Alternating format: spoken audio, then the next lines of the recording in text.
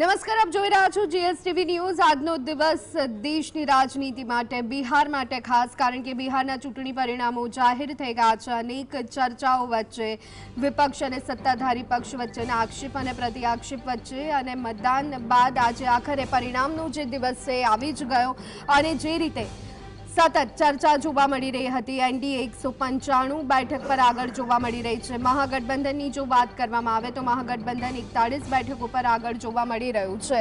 તો બિહારમાં એનડીએ ભવ્ય જીત તરફ જોવા મળી રહ્યું છે। તો આ સાથે પીએમ મોદીનું ગ્રાન્ડ વેલકમ કરવામાં આવશે। પીએમ મોદીનું ગ્રાન્ડ વેલકમ થશે। જે રીતે એનડીએ 195 બેઠક પર 196 सीट पर भव्य जीत तरफ આગળ વધતી જોવા મળી રહી છે, જ્યારે કે મહાગઠબંધન 41 सीट पर આગળ જોવા મળી રહ્યું છે। કોંગ્રેસને માત્ર 4 બેઠકો, કોંગ્રેસ માટે સ્થિતિ વિકટ જોવા મળી રહી છે। માત્ર 4 બેઠકો પર અત્યારે હાલ કોંગ્રેસ આગળ જોવા મળી રહી છે।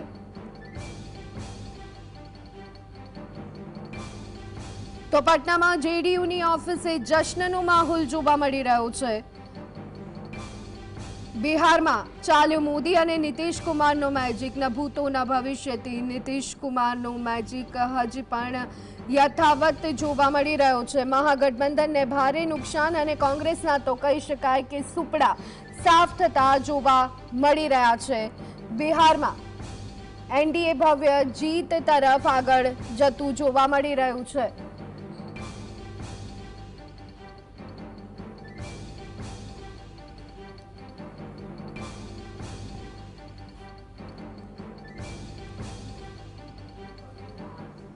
तो महागठबंधन 41 सीट पर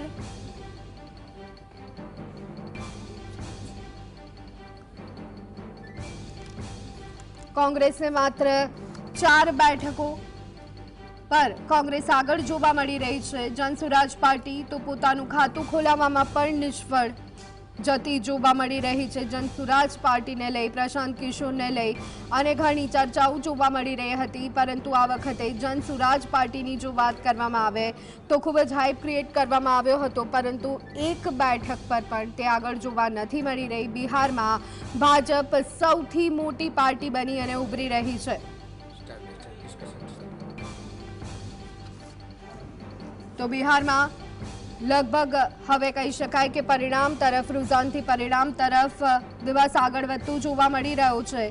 ત્યારે આ જ અંગે ચર્ચા કરવા માટે આપણી સાથે સ્ટુડિયોમાં ઉપસ્થિત છે યોગેશ ચુરગર, પોલિટિકલ એનાલિસ્ટ। યોગેશભાઈ, આપનું સ્વાગત છે જીએસટીવીમાં।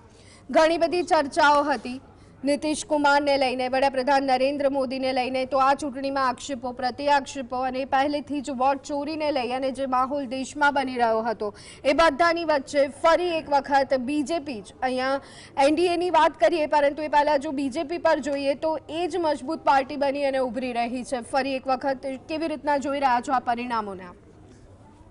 બિહારની ચૂંટણી જ્યારે જાહેર થઈ ત્યારે એમ કહેવાતું હતું કે કટોકટની ચૂંટણી છે અને આ વખતે મહાગઠબંધન ખૂબ મજબૂત થઈને બહાર આવશે અને એમાં એ વખતે જે કંઈ ગઠબંધનમાં જોડાયેલા હતા એ બધી પાર્ટીઓએ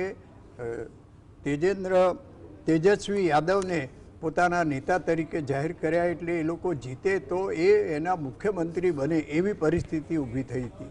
ત્યારે નીતિશ કુમારનું પોતાનો એન્ટી ઇન્કમ્બન્સી તથા એમનો પલટુરામનો એમનો જે છાપ હતી એના કારણે નીતિશ કુમાર બહુ સારો દેખાવ નહીં કરી શકે એ પરિસ્થિતિ હતી। એને બદલે અત્યારે પરિસ્થિતિ એ થઈ કે બિહારમાં છેલ્લા 20 વર્ષથી નીતિશ કુમારનું રાજ ચાલતું હતું। ભલે એક પાર્ટી આ બીજી પાર્ટી પલટુરામ તરીકેની એમની હતી, પણ એમણે જે કંઈ કામો કર્યા એને પ્રજાએ અત્યારે ખાસ ટેકો આપ્યો હોય અને એ પ્રજાએ એને સરખાવી હોય એવી પરિસ્થિતિ લાગે છે। જ્યારે તેજસ્વી યાદવ એક નેતા તરીકે, કોંગ્રેસે તો શરણાગતિ સ્વીકારી લીધી હતી ને તેજસ્વી યાદવને પોતાને મુખ્યમંત્રી તરીકે, ભાવિ મુખ્યમંત્રી તરીકે પ્રોજેક્ટ કર્યા હતા। હવે તેજસ્વી યાદવ પોતે કેટલું ભણેલા છે, 9 સ્ટાન્ડર્ડ ફેલ, અને એ જે કુટુંબમાંથી આવે છે, જે પરિવારમાંથી આવે છે, એની છાપ કેટલી ઉજ્જવળ. લાલુ પ્રસાદ તો અત્યારે જામીન ઉપર બહાર છે, એમને સજા થયેલી છે, અને એ જ રીતે તેજસ્વી યાદવ અને એમના કુટુંબીજનોએ શું શું કરેલું એનું પ્રજા સમક્ષ ચિત્ર હતું. જ્યારે નીતિશ કુમારે ભલે પલટુરામ તરીકેની છાપ ઉપજાવી, પણ એક મુખ્યમંત્રી તરીકે એમણે સારા કામો કર્યા હતા, અને ભારતીય જનતા પાર્ટી સાથે હોવાથી થોડા વિકાસના કામો થયા હતા. ચોક્કસ બિહાર હજુ વિકાસના પંથે ઘણું બધું પાછળ છે, પણ નીતિશ કુમાર અને ભારતીય જનતા પાર્ટી તરફ પ્રજાએ પ્રેમ દર્શાવી અને અત્યારે જે પરિણામો દેખાય છે કે 197 સીટ ઉપર એમનું બંધન જે છે આગળ ચાલી રહ્યું છે, જ્યારે મહાગઠબંધન અત્યારે ફક્ત 40 સીટો લાવે છે. ત્યારે તમે વિચારો કે એમનું તેજસ્વી યાદવનું જે આરજેડી છે એ માત્ર 30 બેઠકો લાવે છે. આઉટ ઓફ 243 માત્ર 30 બેઠકો લાવે, અને મુખ્યમંત્રી થવાની એમની જે આશા હતી એ કઈ રીતે આમાં શક્ય બને. એટલે કદાચ બિહારની પ્રજાએ પોતે ખૂબ સારી રીતે અભ્યાસ કર્યો છે, આ બધાની વાતો સાંભળી છે, અને અવલોકન કરીને નીતિશ કુમાર અને ભારતીય જનતા પાર્ટીના બંધનને વધાવ્યું છે. અને કદાચ હજુ પરિણામો પૂરા બહાર નથી આવ્યા, પરંતુ અત્યારે એટલી અટકળ તો ચોક્કસ કરી શકાય કે ભારતીય જનતા પાર્ટી અને નીતિશ કુમારની પાર્ટી બે જણા ભેગા થઈને પોતાની સરકાર બનાવશે. અને તેજસ્વી યાદવ માટે કદાચ એવી શક્યતા હતી કે સારી બેઠકો લાવે અને બીજા બધાની સાથે ભેગા થઈને થોડા ખેંચી લાવીને પણ એ બહુમતી તરફ આગળ વધે. જ્યારે કોંગ્રેસની વાત કરીએ તો અત્યારે તો કોંગ્રેસ માત્ર 5 સીટો આગળ છે, લાવી શકી હજુ પરિણામ આવે ત્યારની વાત છે. જ્યારે ભારતના એક રણનીતિકાર કહેવાય એવા પ્રશાંત યાદવની જે પાર્ટી હતી એણે તો માત્ર ને માત્ર 0 બેઠક હજુ સુધી લાવ્યા છે, 1 બેઠક પણ લાવી નથી શક્યા. જ્યારે એ રણનીતિકાર પણ ફેલ થયા છે, ત્યારે આમાં ચોક્કસ એવું કહી શકાય કે મોદી મેજિક ચાલ્યો છે. આમાં મોદી હૈ તો મુમકિન હૈ એ વાક્ય અત્યારે કંઈક રીતે સારું દેખાઈ રહ્યું છે. જી બિલકુલ. આપણી સાથે અત્યારે હાલ કોંગ્રેસમાંથી પણ પ્રવક્તા ઉપસ્થિત છે, આપનું સ્વાગત છે.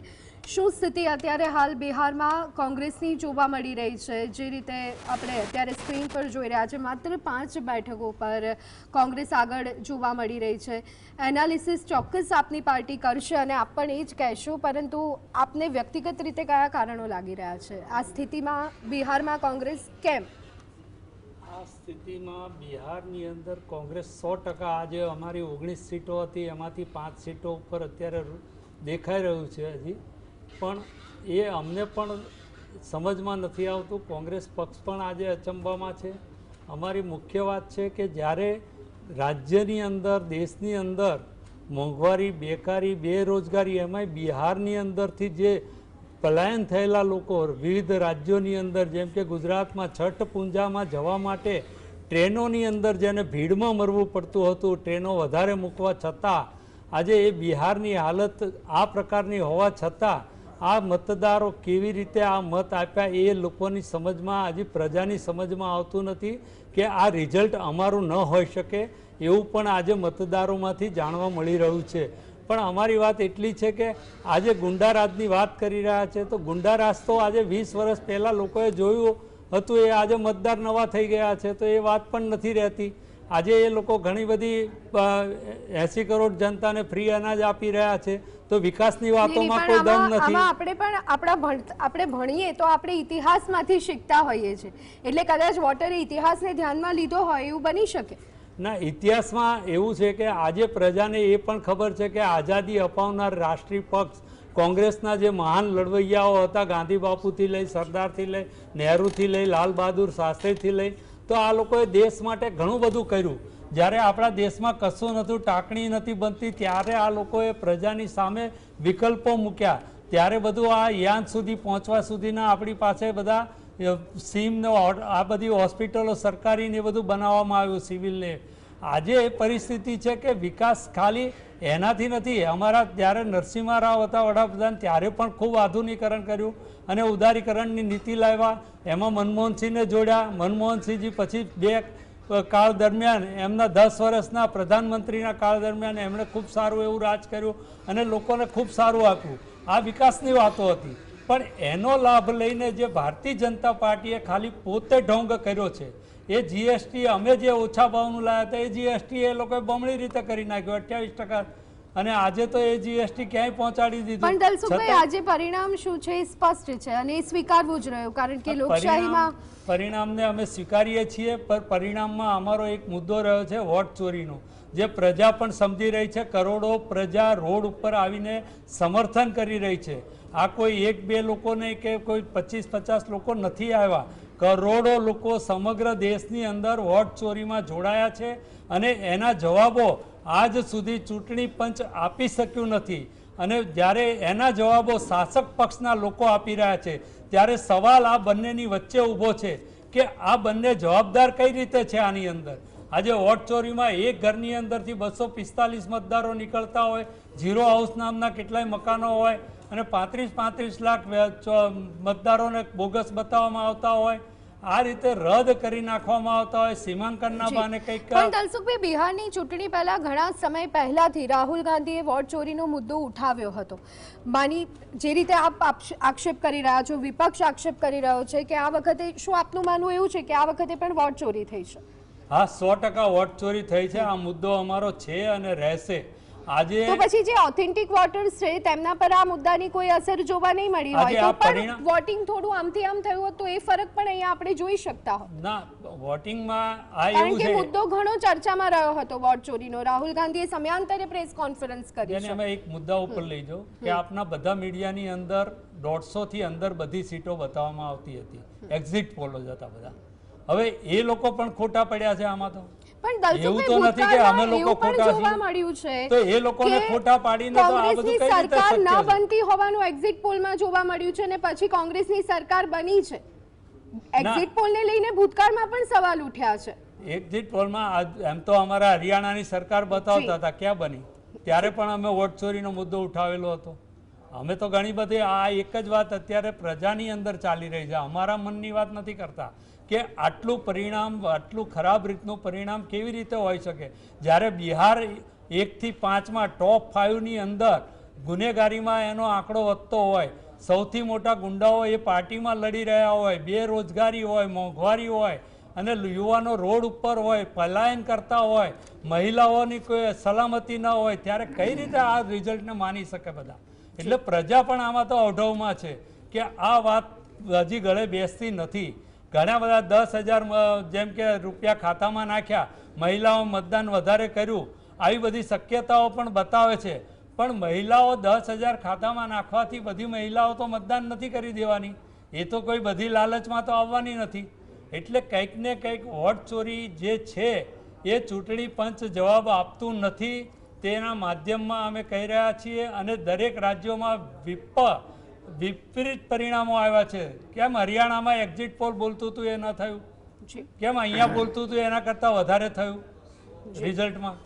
આ કારણો છે ને છે જ. એટલે વોટ ચોરી છે. પ્રદ્યુમનસિંહજી આપની પાસે આવવા માંગીશ. પોલિટિકલ એનાલિસ્ટ પ્રદ્યુમનસિંહ સરવૈયા આપણી સાથે જોડાઈ ગયા છે. આપનું પણ સ્વાગત છે જીએસટીવીમાં. કોંગ્રેસ કહી રહ્યું છે ફરી એક વખત વોટ ચોરીને લઈ અને બિહારના પરિણામ સાથે સીધો સંબંધ હોવાની વાત અત્યારે હાલ કોંગ્રેસના પ્રવક્તા કરી રહ્યા છે. પરિણામો તરફ અત્યારે હાલ આપણે આગળ વધી રહ્યા છીએ. જે રીતનું અત્યારે સમીકરણ જોવા મળી રહ્યું છે, 198 બેઠકો પર એનડીએ આગળ જોવા મળી રહ્યું છે. કોંગ્રેસની વાત કરીએ તો 5 બેઠકો પર ને મહાગઠબંધન 39 બેઠકો પર. કેવી રીતે જોઈ રહ્યા છો? કોંગ્રેસની વાત છે એ આમ તો બીજેપીના પ્રવક્તા હોય તો જવાબ આપી શકે, પરંતુ વોટ ચોરીની વાત છે તો એ જ્યાં જે જગ્યાએ સાબિત કરવી જોઈએ એવી પૂર્ણ રીતે સાબિત નથી કરી શકતી. અને સંસદમાં જ્યારે કોંગ્રેસને 55 સીટમાંથી સીધી 99 સીટ મળી ત્યારે વોટ ચોરી નથી દેખાણી. કર્ણાટકમાં પોતે પણ સત્તામાં આવ્યા, હરિયાણામાં બહુ ઓછા સીટે હાર્યા. એવા અનેક કારણે છો ત્યારે કઈ વોટ ચોરી નથી દેખાણી. આપણે ચોક્કસ શંકાના દાયરામાં છે ઈવીએમની પદ્ધતિ, હું પણ સ્વીકારું છું.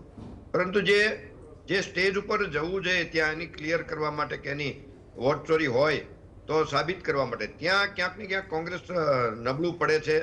અને આપણે જોઈએ લોકસભાની ચૂંટણીમાં બીજેપી જે રીતે નબળું પડ્યું, 400+ વાત અને 302 માંથી સીધું 240 સીટો આવી, એટલે એને પોતે આત્મમંથન કર્યું, મૂળ પાયામાં ગયા, પોતાની નબળાઈઓને એને ચેક કરી અને એ સુધારીને પછી જે રીતે મહારાષ્ટ્ર ને હરિયાણામાં અને જમ્મુમાં અલગ અલગ જગ્યાએ પોતે ફરીવાર પાછા સત્તા ઉપર આવ્યા છે. એટલે પોતાની જે નબળાઈઓ કઈ છે, વૈચારિક નબળાઈઓ શું છે, રાજકીય નબળાઈઓ શું છે, સંગઠનની શું છે અને ગઠબંધનની અંદર તમે કેટલી તમારી નબળાઈઓ છે, એ બધી જ સુધારો બીજેપી અને એનડીએ પોતે દરેક પક્ષો કરી રહ્યા છે, જેને લીધે નિરંતર સફળ પણ થઈ રહ્યા છે. અને જે મહાગઠબંધનમાં, ઇન્ડિયા ગઠબંધનમાં આવડી આ નબળાઈઓ પોતે ગોતવાની, શોધવાની એ પ્રયાસ નથી કરતા અને દુખે છે માથું ને કૂટે છે પેટ કે જે કઈ વાત છે. એટલે આવી મોટી સફળતા કઈ રીતે આવી સમજો. આપણે અત્યારે બિહારની ચૂંટણીમાં આપણે એક્ઝિટ પોલને પણ બધા દરેક એક્ઝિટ પોલ કહેતા હતા. આપણે જ 2 દિવસ પહેલા 3 દિવસ પહેલા ડિબેટ કરી હતી, પરંતુ આવડી મોટી સફળતા મળશે એવી તો અનેક એક્ઝિટ પોલને પણ નહોતો આવો આઈડિયા. અમુક એક્ઝિટ પોલે ચોક્કસ આવી મોટી આઈડિયા આપ્યો હતો કે 190+ થશે, પરંતુ જે સફળતા મળી છે એમાં હવે અત્યારે શંકા કરવી પણ યોગ્ય નથી.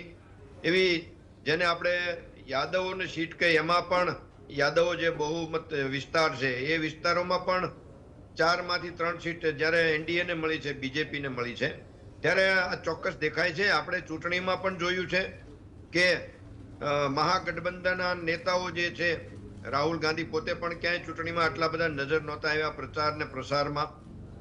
માત્ર જેડીયુના તે જે છે તેજસ્વી પોતે જ ચૂંટણીમાં વધારે પ્રચાર કરતા દેખાતા હતા. સામે પ્રશાંત કિશોર પણ 2 વર્ષથી બિહારના જે પ્રવાસ કરતા હતા, જેટલા ગાજ્યા એટલા વર્ષા નહીં, ચૂંટણી પ્રવાસમાં એટલા દેખાણા નહીં, એવી મહેનત ન દેખાણી. પરંતુ સામે આપણે જોઈએ એનડીએ નો આખું ગઠબંધન ધર્મ બજાવ્યો હતો. તો આપણે વડાપ્રધાન નરેન્દ્ર મોદીજીએ અનેક સભાઓ કરી, યોગીજીએ અનેક સભાઓ કરી અને સૌથી વિશેષ અમિત શાહે જે કન્ટિન્યુટી જાળવી રાખી, જે કન્ટિન્યુ લગભગ છેલ્લા 2-3 મહિનાથી બિહારમાં અનેક પ્રવાસો કર્યા, અનેક સભાઓ કરી અને આખી કૂટનીતિ પ્લાનિંગ અને નાનામાં નાનું પ્લાનિંગ કર્યું, માઇક્રો પ્લાનિંગ, એક મહેનત એમણે જે કરી છે. અને સાથે સાથે મહિલાઓને આકર્ષવા માટે જે એન ટાઈમે 10,000 રૂપિયાની જે યોજના, સહાયની જે યોજના આપી અને તુરંત મહિલાઓના ખાતામાં પૈસા જમા કરાવ્યા, એવી અનેક બાબતો છે જે એનડીએની જીતવા માટેનું આ મૂળ નિમિત્ત બન્યું છે. હાજી બિલકુલ. યોગેશભાઈ, આપની પાસે આવવા માંગીશું. જે રીતે અહીંયા પ્રદ્યુમનસિંહજીએ વાત કરી કે વડાપ્રધાનનો પ્રચાર જોઈ લો કે પછી અહીંયા યોગી આદિત્યનાથનો પ્રચાર જોઈ લો, અમિત શાહે પોતે 35 રેલીઓથી વધારે કરી આખા બિહારને કહી શકાય કે ગજવી દીધું હતું.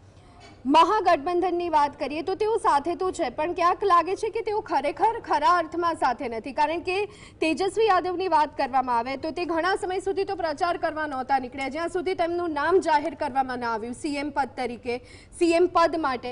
શું લાગે છે કે આ બધા કારણો પણ જનતા જોવે છે? ટેકનોલોજીનો આ જમાનો છે અને બધી જ વસ્તુ અત્યારે જનતા જોઈ રહી છે. ધ્વનિ, આપણે એક વાત તો સ્વીકારવી જોઈએ કે હવે 75 વર્ષની આઝાદી પછી મતદાર જાગૃત થયો છે. એ મોદી સાહેબ આવે કે લાલુજી આવે, પણ એ લોકો શું કહે છે અને એમણે શું કર્યું એની તરફ પૂરતું ધ્યાન આપવામાં આવે છે. માત્ર શબ્દોથી અથવા તો લાલચો અથવા જેને આપણે રેવડી કહીએ છીએ એનાથી લોકો હવે ભરમાઈ જતા નથી. તેજસ્વી યાદવ પોતે પડદા પાછળ રહ્યા અને કોંગ્રેસ સાથેની એમની ગડમથલ ચાલી ત્યારે એ ગઠબંધન, મહાગઠબંધનમાં કેટલી બધી પાર્ટીઓ હતી. અત્યારે બિહારમાં આ 2 જ પાર્ટીઓ દેખાઈ આપણને, આરજેડી અને કોંગ્રેસ. બીજી બધી પાર્ટીઓ ક્યાં ગઈ ખબર નથી. આમ આદમી પાર્ટીએ પણ પોતાના અલગ ઉમેદવારો ઊભા રાખ્યા હતા, એમનું તો અત્યારે કોઈ નામ દેખાતું જ નથી. ત્યારે એ મહાગઠબંધન એ કોઈ પણ રીતે જોડાયેલું રહ્યું નહીં, અને એ જોડાયેલું રહ્યું નહીં, અને પરિણામ એ આવ્યું કે કોંગ્રેસે શરણાગતિ સ્વીકારીને તેજસ્વી યાદવને મુખ્યમંત્રી બનાવીશું એવું જાહેર કર્યું. પછી તેજસ્વી યાદવ પિક્ચરમાં આવ્યા અને પોતે જાહેર સભાઓ કરવા માંડ્યા, અને જાહેર સભામાં પોતે શું બોલે છે એનું પ્રજા પૂરતું ધ્યાન રાખતી હતી. અમે દરેક પરિવારમાંથી એક જણને સરકારી નોકરી આપીશું. બિહારમાં વસ્તી કેટલી, પરિવારો કેટલા, અને એટલા લોકોને તમે સરકારમાં નોકરી આપશો તો સરકારમાં એટલી નોકરીઓ છે ખરી? એના માટેના પગાર પૈસા ક્યાંથી આપશો, અને એ લોકોની પાસે શું કામ લેશો? એ આખી વાત પ્રજા સમજી જ ના શકી. અને બીજી વાત કરી એમણે કે અમે દરેક પરિવારને 10,000 રૂપિયા આપીશું. કેટલા પરિવાર? અને તમે 10,000 રૂપિયા આપો તો તમારું બજેટ કેટલું? તો એમાંથી આ બધું વહેંચવામાં જ તમારા પૈસા જતા રહેશે, તો તમે સરકાર ચલાવશો કેવી રીતે? રોજનું મેન્ટેનન્સ અને નવા વિકાસ કામો, એજ્યુકેશન, હેલ્થ, આ બધાની ઉપર ક્યારે ધ્યાન આપશો? કયા પૈસાથી? પ્રજા આ વાતની પૂરી નોંધ લીધી છે. બિહારની પ્રજા ભલે એમ કહેવાય કે લગભગ ઘણા બધા લોકો શ્રમિકો બિહારની બહાર હતા. હવે એમને બિહારની બહાર કેમ રહેવું પડ્યું? છેલ્લા 75 વર્ષમાં લગભગ 50 વર્ષ તો કોંગ્રેસનું રાજ હતું. ત્યાર પછી લાલુ અને એનું યાદ આવ્યું, અને ત્યાર પછી 20 વર્ષથી નીતિશ કુમારનું રાજ આવ્યું. છતાં આજે પરિસ્થિતિ એ છે કે તમે કોઈ પણ રાજ્ય તપાસ કરો તો ત્યાં આગળ શ્રમિકો અથવા મજૂરો બિહારથી જ આવ્યા હોય. અને એની સાથે એ મુદ્દો પણ મારે ધ્યાનમાં લેવો છે કે કોઈ પણ રાજ્યમાં તમે તપાસ કરો તો IAS ઓફિસરો બિહારમાંથી જ હોય. એટલે બિહાર પાસે ઇન્ટેલિજન્ટ માણસો પણ છે. એટલે બિહારે આજે આ વખતે પૂરતો વિચાર કર્યો કે અમારે કોને વોટ આપવો. આ જેમના લાલુ પ્રસાદ હજુ જામીન ઉપર છે, રાહુલ ગાંધી એમની ઉપર પણ હજુ ઘણા કેસો છે. તો આવા લોકોને અમારે મત આપવો કે ભારતીય જનતા પાર્ટી અથવા તો નીતિશ કુમારની પાર્ટીમાં જે ચોખ્ખા લોકો છે, હું એકદમ ચોખ્ખા નહીં કહું, પણ કમસે કમ એમની ઉપરના કેસો અથવા જામીન પર હોય એવી શક્યતાઓ ઓછી છે. મારા મિત્રએ વોટ ચોરીની વાત કરી, તો વોટ ચોરીની શરૂઆત કોણે કરી? ગાંધીજી જ્યારે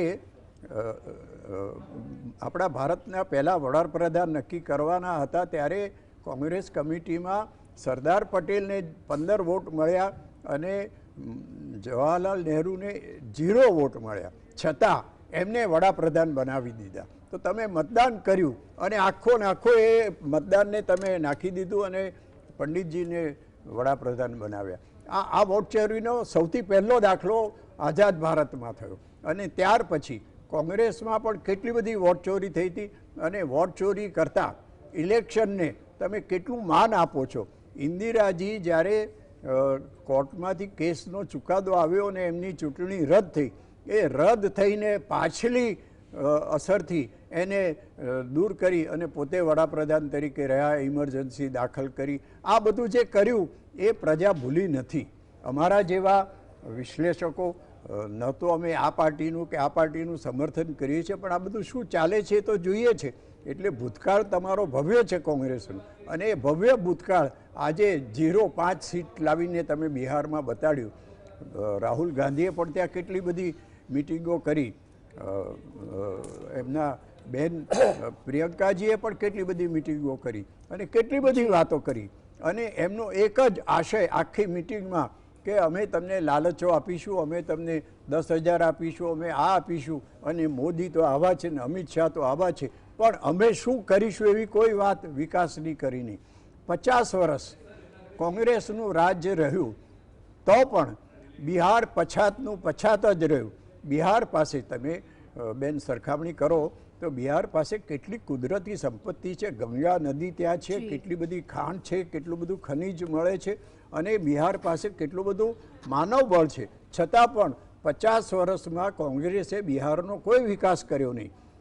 નીતિશ કુમારના આવ્યા પછી કેટલો વિકાસ થયો એ પ્રશ્નાર્થ ભલે આપણે મૂકીએ, પણ કમસે કમ 50 વર્ષમાં કોંગ્રેસે તો કંઈ જ કર્યું નહોતું. જ્યારે અહીંયા ભારતીય જનતા પાર્ટી જોડાયેલી હોવાથી કંઈક પણ વિકાસનો ફાયદો મળ્યો. અને એ વખતે તો કોંગ્રેસની સરકારો હતી ત્યારે દિલ્હીમાં પણ કોંગ્રેસની સરકાર હતી, એટલે ડબલ એન્જિન શબ્દ ભલે ના વાપર્યો પણ એ લોકો કશું કરી શક્યા નહોતા. અને બિહાર પછાતનું પછાત રહ્યું અને જનરલ રાજ હતું. પછી કદાચ હવે ગરબડ રાજ હશે, પણ હવે અત્યારે જે નવા પરિણામો આવે છે એમાં આપણે એવી અપેક્ષા રાખીએ કે હવે કોઈ સુધારો થશે અને કોઈ ઇન્ડસ્ટ્રીયલ ગ્રોથ થવાથી એમના શ્રમિકો જે રાજ્ય છોડીને બીજે જાય છે એ નહીં જાય. જી બિલકુલ. દલસુખભાઈ આપણી સાથે છે કોંગ્રેસમાંથી. દલસુખભાઈ, એક બે પોઈન્ટ શું મૂકીશ? અહીંયા યોગેશભાઈએ તો ઘણા પોઈન્ટ મૂકી દીધા છે, ઘણા સવાલોના જવાબ ચોક્કસ આપને પણ આપવાનું મન થતું જ હશે. એક વાત સ્પષ્ટ થઈ ગઈ છે કે માત્ર વચનોથી હવે જનતા ભરમાવાની નથી, કારણ કે જનતા પણ કેલ્ક્યુલેટિવ બની ગઈ છે. જે રીતે અહીંયા બેસ્ટ એક્ઝામ્પલ યોગેશભાઈએ જે મૂક્યું કે તમે સરકારી નોકરી આપવાની વાત કરો છો, પણ શું એટલી જગ્યાઓ છે? અને ચોક્કસ આ બાબત પણ જનતાએ વિચારી હશે અને એની સાથે ઘણા બધા સવાલો અહીંયા ઉઠાવ્યા છે. શું જવાબ આપશો? જે સરકારી નોકરી આપવાની વાત તેજસ્વી યાદવે કરી હતી, અમે અમને મુખ્યમંત્રીનો ચહેરો પણ બનાવ્યો. આજે આ લોકો તો મુખ્યમંત્રીના પોસ્ટર ત્યારે લગાડ્યા એમના, જ્યારે નીતિશ યાદવના, કે જ્યારે એમને છેલ્લે ખબર પડી કે આને જરૂર પડશે, એટલે ચૂંટણીના એક અઠવાડિયા પહેલાં જ એમણે એના પોસ્ટરોનો ઉપયોગ કર્યો છે. આજે મોદી સાહેબ અને અમિત શાહ આપણે આમના જેડીયુના નીતિશ યાદવજીની સામે શું બોલતા હતા તે બધા જ વિડીયો આપણા મીડિયામાંથી અમે પણ સાંભળ્યા છે. આજે એ લોકોએ એમને ક્યારેય સારા નથી કહ્યા, ગુંડારાજથી કોઈ ઓછા નથી કહ્યા એ લોકોએ, પણ છતાં આજે એમની મજબૂરી હશે, કેમ કે ગુંડાઓને કે ભ્રષ્ટાચારીઓને ભારતીય જનતા પાર્ટીમાં સ્થાન મળી જાય એટલે એ બધા રાજા હરિચંદ્ર બની જાય. એમાં ઘણી બધી પાર્ટીઓ, શિવસેનાની પાર્ટી તોડી નાખી તો એમાંથી જે ગયા, અમારા જે બી શરદ પવારના ભત્રીજા ગયા તો એ પાર્ટીમાંથી જે પણ ગયા, આપણા મોદી સાહેબે જ એમની ઉપર હજારો કરોડના ભ્રષ્ટાચારનો આરોપ મૂક્યો હતો. આવા દરેક રાજ્યોના દાખલાઓ છે. દરેક રાજ્યોની સરકારોમાં જાય, એનું ગઠબંધન કરે, એ બી એને લોકશાહીમાં આખરે ફેસલો જે કરતી હોય છે એ લોક અદાલત કરતી હોય છે, અને આ બધું કર્યા પછી તેઓ જનતા ખોટું છે, આ તમામ બાબતો ખોટી છે. પાર્ટી તોડવી, પાર્ટીના લોકોને આપણી પાર્ટીમાં લેવા, કેસો ખતમ થવા, બધું જ આપણે જોઈ રહ્યા છીએ. પરંતુ ત્યાર પછી જ્યારે લોક અદાલતમાં જાય છે ત્યારે લોકો પણ એમને ફરી વખત જીતાડે છે અને ફરીવાર વિશ્વાસ મૂકે છે. તો કોંગ્રેસ અથવા તો મહાગઠબંધન ક્યાં પાછું પડી રહી છે? કેમ લોકોનો વિશ્વાસ જીતવામાં પાછું પડી રહ્યું છે? અત્યારે થોડું ઘણું રાજકારણ છે એ ઇમોશનલ અને ધર્મ આધારિત બની ગયું છે. અને કોંગ્રેસ છે એમાં રાહુલ ગાંધીજી જે પરિવારમાંથી આવે છે, 20 વર્ષથી સતત વિપક્ષમાં રહીને ફાઇટ કરી રહ્યા છે અને પ્રજાની પડખે ઊભા રહ્યા છે. નાના લોકોની, ગરીબ લોકોની, જે પણ મજબૂર લોકોની, આ યુવાનોની સાથે રહ્યા છે. તે રીતે એ સત્યને સ્વીકારીને હંમેશા લડાઈ લડે છે. અને જ્યારે અમે કોંગ્રેસ પક્ષની અંદર એ પોતે વાત કરતા હોય ત્યારે એ ચોક્કસ કહેતા હોય છે કે આપણે આપણી લડાઈ જનતાના પ્રશ્નોને લઈને લડવાની છે, પ્રજાના પ્રશ્નોને લઈને લડવાની છે. આપણે કોઈ ખોટી ભાવનાઓથી આપણે ઇલેક્શન લડવાના નથી કે જીતવાના નથી. આપણે કોઈ પાર્ટીની અંદર, આજે અમારા જે પાર્ટીમાં જે એ લોકો કહેતા હતા કે આ ચહેરાઓ ખરાબ છે, ગુંડાઓ છે, તો એ પાર્ટીમાં ગયા પછી એ બધા કેવી રીતે સારા થઈ જાય? આજે એ પાર્ટીની અંદર અમારા અઢળક લોકો, આજે ગુજરાતની અંદર દાખલા બેસાડો તો 50% મંત્રી અમારા કોંગ્રેસ પક્ષના છે, 50% ધારાસભ્યો અમારા કોંગ્રેસ પક્ષના છે. તો ભારતીય જનતા પાર્ટીનું ખુદનું ગ્રાઉન્ડ શું છે? એની પરિસ્થિતિ શું છે? સવાલ એ પણ છે કે શું કોંગ્રેસ એ લોકોને સાચવી નથી શકી, એમનો સારી રીતે ઉપયોગ કરી નથી શકી અને એટલા જ માટે એ પક્ષ પલટું કરી અને જાય છે? તો ત્યાં કદાચ ત્યાં તેમની કદર થાય છે જે કોંગ્રેસ નથી કરી શકતી, એવું પણ બીજી બાજુ આપણે વિચારી શકીએ. ના, એવું આમાં અમે જ્યાં સુધી અમારા જે પણ કોંગ્રેસ પક્ષના ગયા છે ભારતીય જનતા પાર્ટીમાં, એ ક્યાંક ને ક્યાંક પોતાની રીતે તકલીફમાં આવેલા હતા. અને ભારતીય જનતા પાર્ટી પાસે સત્તા હોય, સીબીઆઈ હોય, ઈડી હોય, આઈટી હોય, બધું જ એની પાસે હોવાથી એ લોકો આ બધાને દબાવતા હોય છે. અને જ્યારે એ દબાઈ જાય છે ત્યારે એ લોકો એમાં જવા માટે મજબૂર થઈ જાય છે. એમાં એને સત્તાની લાલચ આપવામાં આવે છે અને બીજી પણ લાલચો આપવામાં આવે છે. અને એની સાથે સાથે તમે જુઓ તો ભારતીય જનતા પાર્ટીના વફાદાર લોકો છે એ સાઈડમાં થઈ ગયા છે, એ આજે વંદની બની ગયા છે. ભારતીય જનતા પાર્ટી જેને ઊભી કરી છે એ લોકોનું ક્યાંય સ્થાન જ રહેવા નથી દેતા. તો એમાં જે લેવામાં આવે છે એ પૈસાની વોટ બેંકથી, કે જે પણ રીતે મહારાષ્ટ્ર સરકાર બનતી હોય અમારી અને એ લોકો ખરીદી લે, મધ્યપ્રદેશની સરકાર બનતી હોય અમારી અને અમારા લોકોને ખરીદી લે, તો આ કયા પ્રકારનું રાજકારણ છે? આને શું રાજકારણ તમે એક સૈદ્ધાંતિક રીતે સારું કહી શકીએ? ના, આ હોય જ ના શકે. આ રીતે તો ચોરી અને લૂંટફાટ વાળું જ રાજકારણ બની શકે. આજે સારા એ સારા છે, ખરાબ એ ખરા, સૈદ્ધાંતિક પાર્ટીના નિયમો હોય છે. આજે જે રાહુલ ગાંધીજી જેવા અમારા બધા છે, હવે નહેરુજી ગાંધીજી છેલ્લી વાત પછી આપણે પ્રદ્યુમનસિંહ જોડે જઈશું. જી બિલકુલ, આપની વાત તો પૂરી કરજો, સાથે આ એક મુદ્દો પણ આવરી લેજો કે જે સ્થિતિ જોવા મળી રહી છે, અને સાથે યોગેશભાઈએ કહ્યું કે આના મૂળ તો ઘણા વર્ષો પહેલા નખાઈ ગયા છે, અને જ્યારે કોંગ્રેસ સત્તામાં હતી ત્યારે આ મૂળ તો નખાઈ ગયા છે. વોટ ચોરી હોય કે પછી અન્ય બાબતો હોય, એની વાતનો પણ જવાબ આપજો. એમાં અમારે એવું છે કે જ્યારે ગાંધીજી બાપુની વાત કરી એમણે કે નહેરુજી અને સરદારના મત, એ અમારા કોંગ્રેસ પક્ષની સ્થાપનાના પ્રમુખની જે વાત હતી ને એના મતની એ વાત છે. અને એ દરેક સરદારની બુકો જે મણિબેન એમની દીકરીએ લખેલી છે ને, એમની ઘટનાઓ એમના અક્ષરોમાં છે આ બધી. અને એ વાત ત્યારે આ વડાપ્રધાનની નહોતી, એ પણ આપણી જાણ માટે, એટલે કે હું એના પુરાવા એ બુકો દ્વારા જે મણિબેન દીકરી જે હતા એમના અક્ષરોમાં હું બતાવી શકું છું. ત્યારે આ વાત એટલા માટે કે એ વોટ ચોરી હતી જ નહીં. વોટ ચોરીનું પરિણામ આ બધી લોકસભા પછી ચાલુ થયું, અને એ પહેલાં અમે પણ એનો અભ્યાસ કરી રહ્યા હતા. કોંગ્રેસ પક્ષ અભ્યાસ કરી રહ્યું હતું કે આ ખરેખર ઈવીએમમાં ભૂલ છે, વોટ ચોરી કઈ રીતે થઈ રહી છે. જ્યારે અમને આ બાબતના પ્રજામાંથી બધા લોકોએ કહેવા અને અમને અનુભવો થવા મળ્યા કે એક ઘરમાં 245 વોટ, નાનું એવું 10 બાય 10નું ઝૂંપડું હોય, એમાં 200 ઉપર મત હોય, તો આ કઈ રીતે હોય? મરેલાને જીવતા મતો આપતા હોય. જયારે વાત પ્રજાએ કરી, પ્રજા બોલી છે મીડિયામાં કે હું તો જીવિત છું અને મારો મત મૃતમાં બતાવે છે, ત્યારે અમે આ બધી વોટ ચોરીની વાત લઈને નીકળ્યા છીએ. પ્રદ્યુમનસિંહજી, આપની પાસે આવવા માંગીશું. અહીંયા જે સ્થિતિ અત્યારે હાલ જોવા મળી રહી છે, અત્યારે હાલ બીજેપી સૌથી મોટી પાર્ટી બની અને ઉભરી રહી છે, પરંતુ એવું નથી કે બીજેપીમાં એનડીએમાં પણ બધું સમૂહ સુથરું છે. ઉપરની સપાટી સારી છે, અંદર આંતરિક કલહ ત્યાં પણ છે. જે રીતની સ્થિતિમાં અત્યારે હાલ બીજેપી જોવા મળી રહી છે 90 બેઠકો પર આગળ, જેડીયુ 81 બેઠકો પર આગળ, હવે પછીની સ્થિતિ શું બનશે? સત્તામાં આવે છે એનડીએ, વાત નક્કી છે, પરંતુ અંદરો અંદરની સ્થિતિની વાત કરીએ તો હવે કેવા સમીકરણો જોવા મળી શકે એમ આપને લાગી રહ્યું છે? જી, સત્તાની વાત કરીએ તો આ સાબિત થઈ ગયું છે કે બિહારમાં સત્તામાં રહેવું હોય તો નીતિશ કુમારને સાથ આપવો, એનો લેવો પડે, એ સાબિત થઈ ગયું.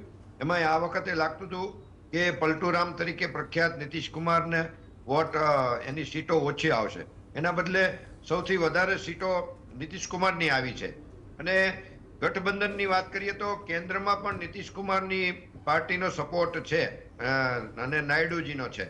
એ બંનેના ટેકાથી સરકાર, કેન્દ્ર સરકારની ટકેલી છે, એટલે કોઈ નવા ફેરફાર આવવાની કોઈ શક્યતા નથી.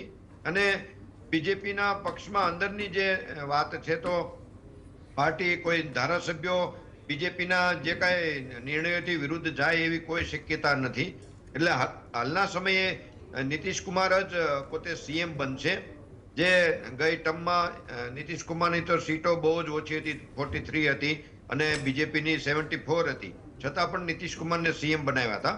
આ વખતે તો બહુ મોટો ગેપ નથી સીટોનો, છતાં પણ નીતિશ કુમાર જ બનશે એ પાક્કું છે. અને આપણે વાત કરીએ, કોંગ્રેસના મિત્ર વાત કરે છે, પરંતુ મતદારોની જે નાડ તપાસવામાં વારંવાર થાપ ખાઈ જાય છે. મતદારોને શું જોઈએ છે, કે સત્તાધારી પક્ષ કઈ પ્રકારના પ્રચાર કરે છે કે કુપ્રચાર કરે છે, એમાં ક્યાંક ને ક્યાંક ઓળખવામાં થાપ ખાઈ જતા હોય એવું દેખાય છે વારંવાર, જેને લીધે કોંગ્રેસ એક મજબૂત વિરોધ પક્ષ તરીકે ઉભરી નથી શકતો. અને એની નુકસાની લોકશાહીને પણ થાય છે કે એક લોકશાહીમાં વિરોધ પક્ષ મજબૂત પણ હોવો જોઈએ નથી, વારંવાર એ નિષ્ફળતા મળે છે. હવે ખાલી એક નાનો એવો દાખલો દઈએ તો બિહારનો સૌથી મોટો પ્રસંગ છે છઠ ઉત્સવનો.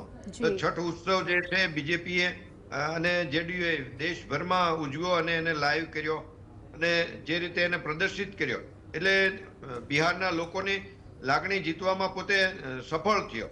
જ્યારે વિરોધ પક્ષો છઠ ઉત્સવના જે કાંઈ આર્ટિફિશિયલ તળાવો બન્યા કે પાણીના પ્રોબ્લેમને ભરાણો, એ જે કાંઈ એ બાબતમાં રચા પચાર્યા, જે છઠના ઉત્સવમાં જોડાણા નહીં, લોકોની ધાર્મિક લાગણીને પણ જોયું નહીં, જેને લીધે મતદારોએ એ વિરોધ પક્ષની પાંચમની છઠ ના થવા દીધી એમ કહી તો પણ ચાલે. એવા અનેક એવી બાબતો છે કે જે હવે આપણે આવનારા સમયમાં જોવા મળશે કે જે વિકાસના યજ્ઞમાં બિહારની જનતા પણ જોડાણી છે. અત્યાર સુધી બિહારની જનતા ક્યાંક ને ક્યાંક બીજેપીની પણ એટલો પૂરો સહકાર નહોતી આપતી, પરંતુ આ વખતે મતની ટકાવારી આપણે બહાર આવશે એટલે જોશું કે જેડીયુ અને બીજેપીને મત પણ મોટા મળ્યા છે. અને જે MY જે ફેક્ટર કહેતા હતા એમાં પણ આ બંને એનડીએને પોતાને મોટી સીટો વધુ સીટો મળી છે. એટલે બિહાર બદલી રહ્યું છે, બદલાઈ રહ્યું છે. જે રીતે ગુજરાત વારંવાર એક ટ્રેક ઉપર ચાલી રહ્યું છે એ જ ટ્રેક ઉપર, વિકાસના ટ્રેક ઉપર બિહાર ચાલી રહ્યું એવું લાગે છે, જેના ફળ દેશને પણ મળશે. કારણ કે જેહાદી તત્વો જે જોઈએ છીએ આપણે, દેશ વધારે બિહાર ને યુપી ને અમુક એ કેરળના સ્ટેટમાંથી જ આવે છે. તો ત્યાં જો પરિવર્તન આવે, વૈચારિક પરિવર્તન આવે, સત્તા પરિવર્તન આવે તો એનો ફાયદો દેશને જ મળે. અને જે દિલ્હીમાં બોમ્બમારો થયો, હમણાં બોમ્બ ફૂટ્યો ને એમાં જે જાનહાની થઈ, એમાં કોંગ્રેસના મેઇન નેતાઓના સ્ટેટમેન્ટ પણ નથી આવ્યા કે જે આવવા જોઈએ, જે દિલાસો દેવો જોઈએ એ પણ નથી આવ્યો. અને અનેક નેતાઓએ જેને કહેવાય શંકાસ્પદ સ્ટેટમેન્ટો આપ્યા છે, જેમણે આપ્યા છે એવા. એટલે એ અનેક એવી બાબતો છે કે મતદારોની જે નાડ ઓળખવી જોઈએ નથી ઓળખી શકતો વિરોધ પક્ષ, જેને લીધે આવી મોટી બહુમતી બીજેપીને મળે છે અને એ હકદાર પણ છે. એટલે લોકશાહીની પદ્ધતિ છે, માત્ર હવે વાતો કરવી ઉચિત નથી. અને સીએમ પદના જે ચહેરાની વાત કરીએ તો નીતિશ કુમારને સીએમ પદનો ચહેરો તો ડિક્લેર કર્યો જ હતો અને તેજસ્વીને કર્યા હતા, પણ તેજસ્વીની સાથે નાયબ મુખ્યપ્રધાનનો જે ચહેરો ડિક્લેર કર્યો હતો મહાગઠબંધને, હવે એમને એક સીટ પણ નથી મળી. એટલે એવી કેટલી કેલ્ક્યુલેશન વિનાની કે અટકળથી વિરુદ્ધની વાત છે કે તમારે નાયબ મુખ્યપ્રધાન થવું હોય તો કમસે કમ એક MLA ની સીટ પણ હોવી જોઈએ, એ પણ ના મળી. એટલે ક્યાંક ને ક્યાંક કેટલી ગણતરીથી વિરોધ પક્ષો ચાલી રહ્યા છે એ જો દેખાવાનું. જી દલસુખભાઈ, શું કહેશો? જે રીતે ડેપ્યુટી સીએમ માટે જે ચહેરો છે એ અહીંયા હારતો જોવા મળી રહ્યો છે, તેજસ્વી યાદવનું સ્ટેટસ લેટેસ્ટ શું છે ખ્યાલ નથી, બાકી એમાં પણ બહુ બધા અપડાઉન્સ આપણને સવારથી જોવા મળી રહ્યા છે. શું એનાલિસિસ યોગ્ય રીતે નથી થતું? જે રીતે પ્રદ્યુમનસિંહે કહ્યું કે મતદારોની જે નાળ હોય એ પારખવામાં કોંગ્રેસ ખાસ એની પાસેથી આશા ઘણી હોય, ત્યારે એ પાર્ટી પણ પાછળ પડી રહી છે. એમાં ઘણી બધી વાતો કામ કરી જાય છે. આજે જ્યારે વોટ ચોરી યાત્રા ચાલતી હતી બિહારમાં, તો લાખો લોકો પોતે બજારમાં આવીને, પોતે રોડ ઉપર આવીને સમર્થન કરી રહ્યા હતા. તેજસ્વી યાદવ જ્યારે બેરોજગારીના પ્રશ્ને વાત કરતા હતા, સરકારી નોકરીઓ આપવાની વાત કરતા હતા, અને એ વખતે પણ લાખો યુવાનો જે એમની સભાઓ થતી હતી એમાં હાથ ઊંચા કરીને રાજી થઈ ચિચિયારીઓ પાડતા હતા. મતમાં કન્વર્ટ ના થયા? એ મતમાં કન્વર્ટ થઈ છે. હજી આજે પણ અમે એ વાત કરી રહ્યા છીએ કે આ થોડો સમય જવા દો, પ્રજા હવે ખુદ બહાર આવશે. અને મને એવું લાગે છે કે આની ક્રાંતિ કદાચ ગુજરાતને અમદાવાદમાંથી થાય તો પણ નવાઈ નહીં. કેમ કે લોકો હવે આ વાત જોઈ રહ્યા છે કે આટલું બધું તો વિપક્ષ ક્યારેય નબળું નથી. વિપક્ષની અંદર આટલા બધા નેતાઓ છે, આટલા બધા લોકો લડી રહ્યા છે, એમાં કંઈ બધા સારા લોકો નથી એવી વાત તો છે નહીં. આજે કેટલાય સારા લોકો લડી રહ્યા છે, એની સામે ગુંડાઓ જીતે છે. તો એ ગુંડાઓ જીતે છે તો એનું કારણ શું છે? તો એ પણ આજે અમારી જે યાત્રા છે એની અંદર જે વોટ ચોરીની વાત છે એ બધી જ હવે અમારા ઉપરના જે મોવડી મંડળ છે એ બધું આગળ જતાં, સમય જતાં એના નિવેદનો કરશે, એની અવગણના નહીં કરે અને વાતને તથ્ય સમજીને જે પણ બજારમાં કહેવાનો પ્રયત્ન કરશે, લોકોને સમજાવવાનો પણ પ્રયત્ન કરશે. અને પ્રજા પણ મને તો લાગે છે કે ગમે ત્યારે આ બાબતે બહાર આવશે. જી યોગેશભાઈ, આત્મચિંતન, ઈડી, સીબીઆઈ, ઈવીએમ, વોટ ચોરી, આ તમામ શબ્દોથી આખરે કોંગ્રેસ ક્યારે ઉભરશે તે પણ અત્યારે હાલ એક સૌથી મોટો સવાલ છે. અને સાથે બીજી એક બાબત, મહાગઠબંધન જે ઉદ્દેશ્યની સાથે અસ્તિત્વમાં આવ્યું હતું, ભાજપનું જે શાસન જોવા મળી રહ્યું છે એને નબળું પાડવાના ઉદ્દેશ્યની સાથે અસ્તિત્વમાં આવેલું આ મહાગઠબંધન, શું લાગે છે એમાં કોંગ્રેસ પોતાનું અસ્તિત્વ ધીમે ધીમે ગુમાવી રહી છે? કદાચ એકલા હાથે હોત તો વધુ મજબૂત હોત એવું આપણે માની શકીએ પાછલા અનુભવો અને ઇતિહાસને જોઈએ તો. મહાગઠબંધનની જ્યારે રચના થઈ ત્યારે નીતિશ કુમારે પોતે ઇનિશિયેટિવ લીધો હતો અને બધા પક્ષોને ભેગા કરીને એ વખતે માત્ર એક જ મુદ્દો હતો, મોદીને દૂર કરો ભાજપનું રાજ હટાવો, પણ એમાં એ લોકો સંપૂર્ણપણે નિષ્ફળ નીવડ્યા. એક કર્ણાટકમાં એ લોકો જીત્યા ત્યારે એ વખતે પેલું ઈવીએમ પણ બરોબર હતું, એ વખતે કોઈ વોટ ચોરી નહોતી. અને કર્ણાટકમાં કોંગ્રેસનું રાજ આવ્યા પછી આટલા વખતમાં કોંગ્રેસે ત્યાં શું કરી બતાવ્યું? ભારતીય જનતા પાર્ટીને, મોદીને બધાને નીચા પાડવાની વાત બરોબર છે, પણ જ્યારે તમારી સરકાર કોંગ્રેસની કર્ણાટકમાં થઈ ત્યારે તમે કર્ણાટકમાં કયો સુધારો કર્યો, કયો વિકાસ કર્યો?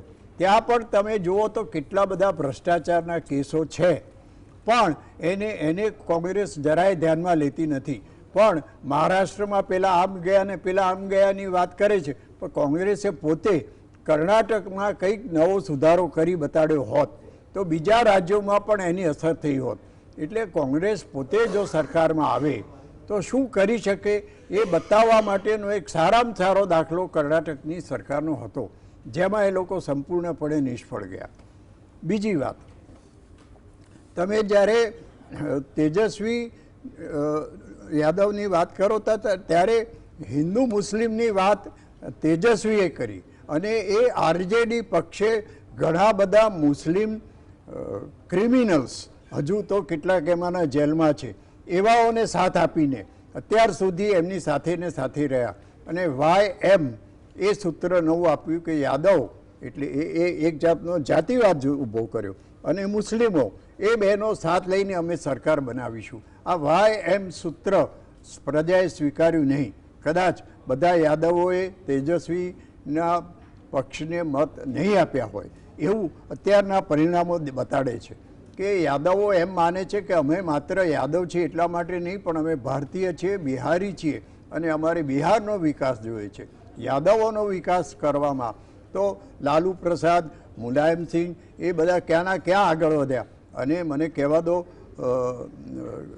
ધ્વનિ કે આ બધા જ જયપ્રકાશ નારાયણના ચેલાઓ હતા.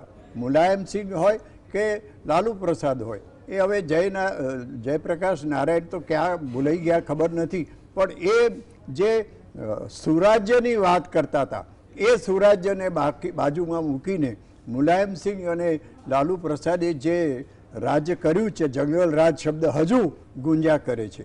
અને ભ્રષ્ટાચારની વાત કરો તો એમાં લાલુ યાદવ તો કોર્ટના કેસથી સાબિત થયેલા ભ્રષ્ટાચારી છે. હજુ બીજાઓની તો ખાલી વાતો થાય છે કે એમની ઉપર આરોપ છે, આ તો સાબિત થયેલા છે. અને અત્યારે એ હેલ્થના કારણસર જામીન ઉપર બહાર છે. ત્યારે તમે વિચારો કે આ ભ્રષ્ટાચારીઓને સાથ આપવામાં ભાજપે કે નીતિશ કુમારે શું સાથ આપ્યો એના કરતાં યાદવ કુટુંબે કેટલો સાથ આપ્યો તમે બતાડો એમાંથી કે કોણ જામીન ઉપર નથી. રાહુલ ગાંધી પોતે પણ અત્યારે કેટલાક કેસોનો સામનો કરી રહ્યા છે, અને એ સાબિત જ્યારે થશે ત્યારની વાત ત્યારે પણ એમની ઉપર લાગેલા ડાઘ તો દૂર થયા જ નથી. એવી રીતે તમે મહાગઠબંધનની વાત કરો તો આ પરિસ્થિતિ છે.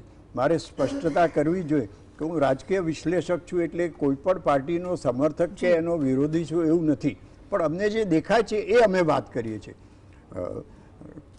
ભારતીય જનતા પાર્ટીએ ઘણી બધી ભૂલો કરી છે. કેટલાક લોકોને કોંગ્રેસમાંથી આમાં લીધા, કેટલાક ભ્રષ્ટાચારીઓને એમ કહેવાય છે કે નમો સાબુથી ધોઈને ચોખ્ખા કરી દીધા. એ બધી વાત સાચી, પણ છતાં હજુ પ્રજા એમને ખોબલે ને ખોબલે મત આપે છે, જ્યારે બીજો કોઈ વિકલ્પ નહીં હોવાને કારણે ભારતીય જનતા પાર્ટીનો ઝંડો હજુ ફરક્યા કરે છે. હા, કોંગ્રેસ અથવા બીજો કોઈ પક્ષ એવી કંઈક વાત લાવે કે અમે હવે આ સુધારા કરીશું. બિહારમાં એક પણ એવી સારી યુનિવર્સિટી હોય, એક પણ સારી નાલંદા ને એ બધાની વાત તો ત્યારે ઇતિહાસમાં જ રહી છે કાગળના પાના ઉપર, પણ કોઈ સારી યુનિવર્સિટી ત્યાં હોય અથવા તો કોઈ સારી હોસ્પિટલ હોય, કોઈ સારી ઇન્ડસ્ટ્રી હોય, એવું કેમ કોઈ બતાડતું નથી. એટલે બિહારને આગળ લાવવાની વાત તો જવા દો.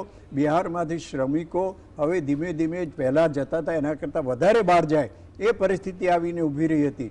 ત્યારે તેજસ્વી યાદવ વાત કરતા હોય કે અમે આટલી નોકરી આપીશું, આટલી નોકરી આપીશું. બિહારની જનતાએ ગણતરી કરી કે આ બધી આપીને ક્યાંથી આપશે, કયા પૈસાથી આપશે. એટલે આ બધી વાતને કારણે આરજેડીને અત્યારે પ્રજાએ નકારી કાઢી છે. અને 28 સીટો તમે વિચારો કે ભારતીય જનતા પાર્ટી કે જેડીયુ કે ઇવન ચિરાગ પાસવાનની પાર્ટી કરતાં પણ ખૂબ ઓછા મત એમને મળ્યા હોય એ પરિસ્થિતિ આવીને ઊભી છે. એટલે આમાં બિહારની પ્રજાનું ભલું થાય એવું આપણે અપેક્ષા રાખીને આગળ વધીએ. જી બિલકુલ. પ્રદ્યુમનસિંહ, આપની પાસે આવવા માંગીશ. અગાઉ જે રીતે આપે કહ્યું કે બિહારમાં જો સત્તા બનાવી હોય તો નીતિશ કુમારનો સપોર્ટ હોવો એ ખૂબ જ જરૂરી છે. બિલકુલ. અને ઘણી બધી વખત એવા ઇશારા પણ મળી ગયા છે કે નીતિશ કુમારને જ સીએમ બનાવવામાં આવશે, પરંતુ અત્યારની હાલની જે સ્થિતિ જોવા મળી રહી છે, ભાજપ નીતિશ કુમાર વિના પણ સરકાર બનાવી શકે. જેડીયુ વિના એનડીએ લગભગ 118 ને પાર અત્યારે હાલ જે ટેલીમાં આંકડા આવી રહ્યા છે તે પ્રમાણે લાગી રહ્યું છે. ત્યારે આને આપ કેવી રીતના જોઈ રહ્યા છો?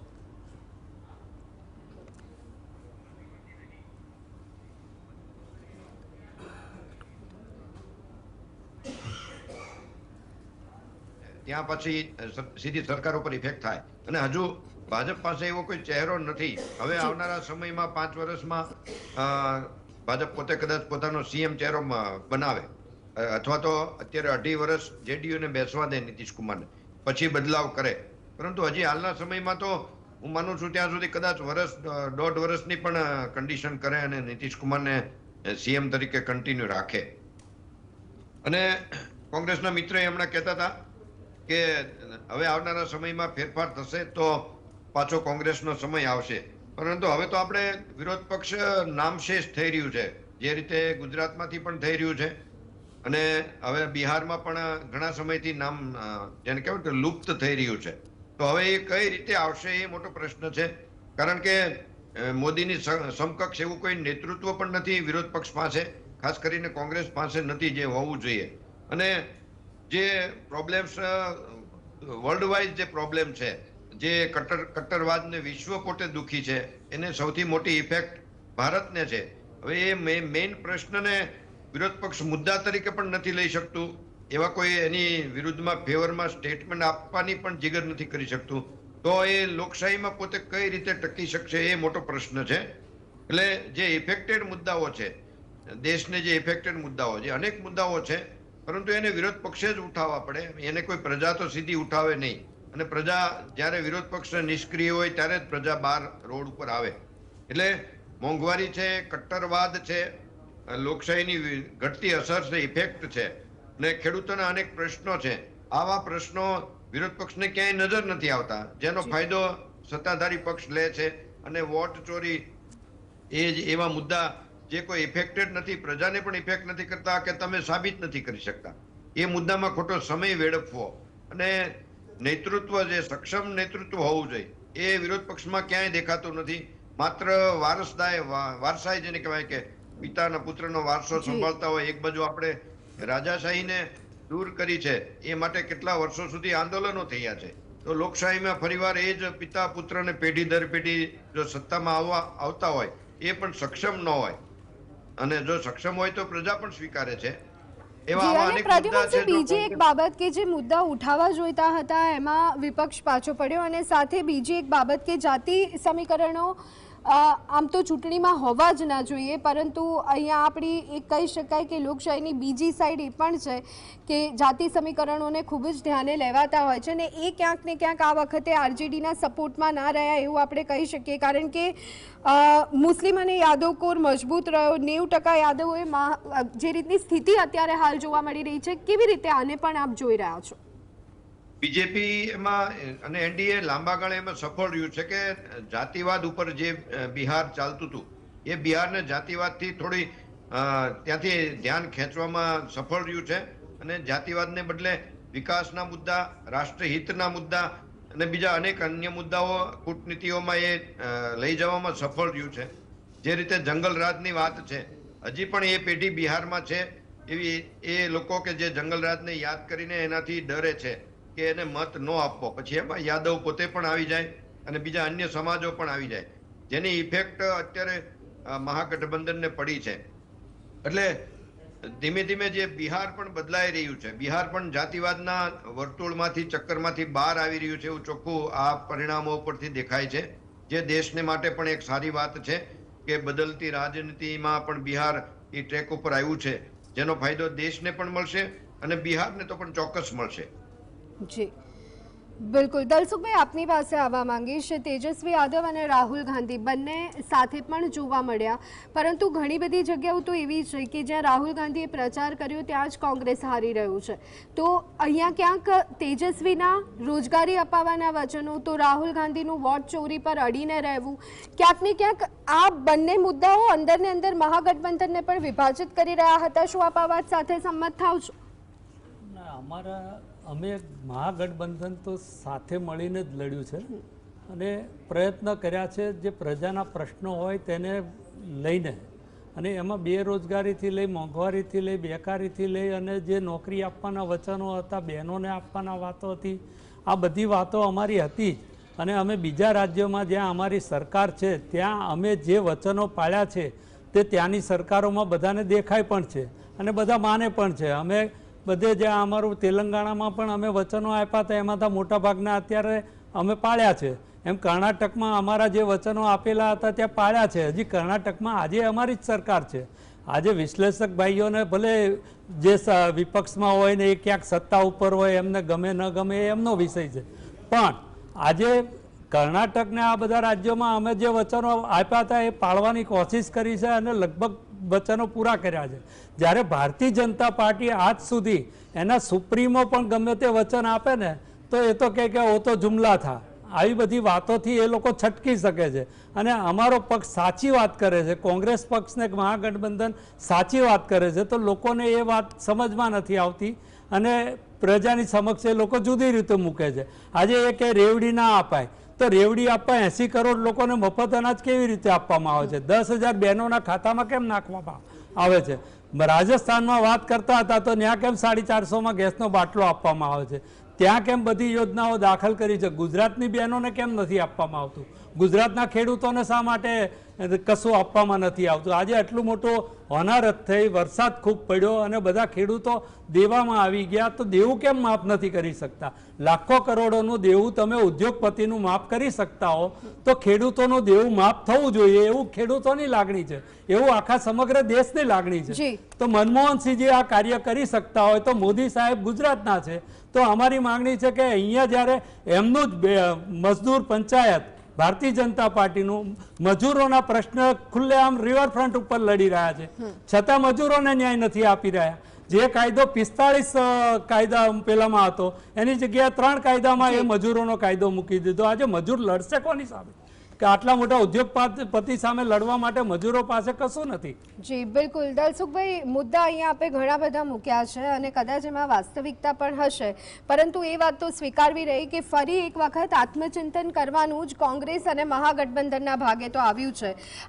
કહી શકાય કે લોક અદાલત છે અને લોકો દ્વારા જે ફેસલો આપવામાં આવે, જે પરિણામ આપવામાં આવે એ સ્વીકારવું જ અહીંયા ખરું રહેતું હોય છે. બિહારની ચૂંટણીને લઈ અને તમામ અપડેટ આપ સુધી પહોંચાડતા રહીશું, પરંતુ અત્યારે હાલ સમય થયો છે એક બ્રેક લેવાનો. આપ જોતા રહો GSTV ન્યૂઝ.